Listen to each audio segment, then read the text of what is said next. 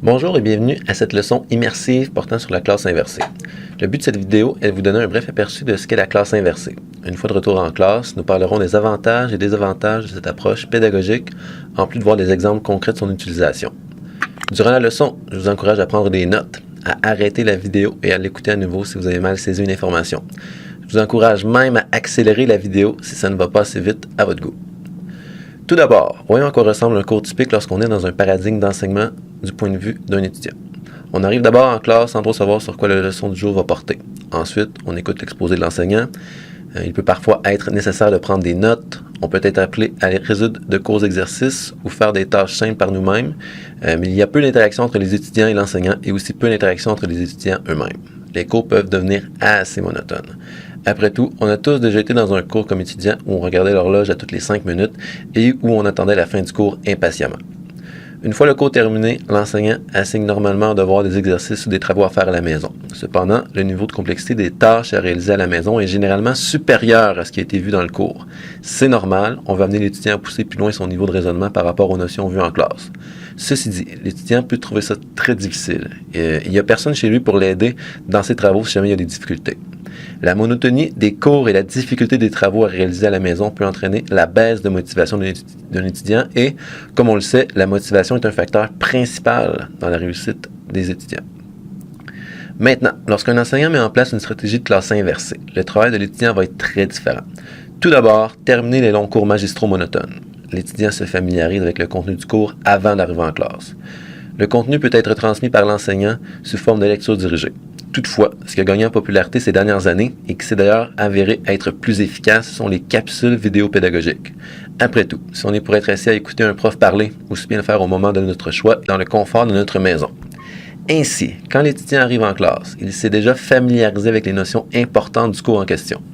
En début de séance, l'enseignant peut faire un rappel des éléments importants et répondre aux questions que les étudiants ont pu avoir en regardant les vidéos. Le restant du cours est alors utilisé par l'enseignant pour mettre en place des activités d'apprentissage actif. Une plus grande collaboration entre les étudiants est possible. L'enseignant a également plus de temps pour offrir une aide personnalisée aux étudiants. Une partie des devoirs et travaux qui sont normalement effectués à la maison lors d'un enseignement traditionnel peut maintenant être effectué en classe. L'enseignant ou même d'autres étudiants peuvent alors aider les étudiants éprouvant le plus de difficultés. La classe inversée apparaît particulièrement intéressante lorsqu'on s'attarde au processus type d'apprentissage qui est présenté dans le livre. Qu'est-ce qu'apprendre? Qu'est-ce qu'enseigner?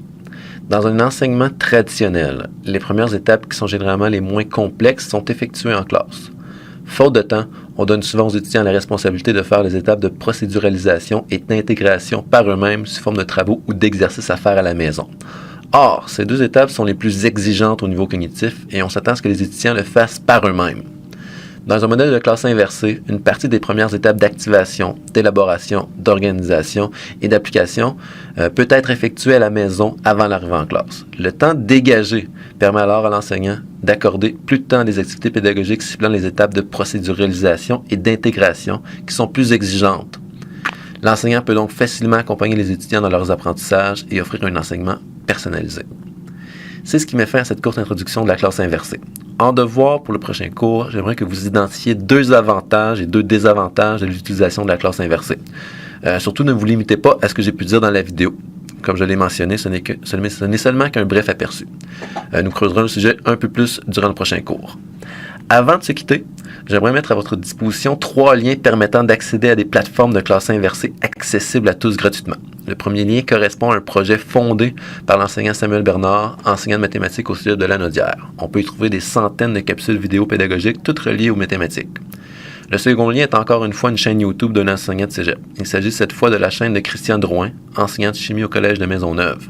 À noter que ces vidéos ont été vues plus d'1 million de fois. Finalement, le dernier lien correspond à la plateforme de Khan Academy. Cet organisme offre tout à fait gratuitement des milliers de vidéos pédagogiques dans plusieurs domaines allant des sciences jusqu'à la finance, à l'histoire et aux arts. Le service est offert dans plus de 20 langues. En date d'aujourd'hui, les vidéos ont été consultées plus de 1,4 milliard de fois. Et ce, en anglais seulement, donc sans parler de toutes les autres langues, autres que l'anglais, dans lesquelles les vidéos ont été traduites. Qui sait, la classe inversée sera peut-être le modèle pédagogique prédominant dans le futur.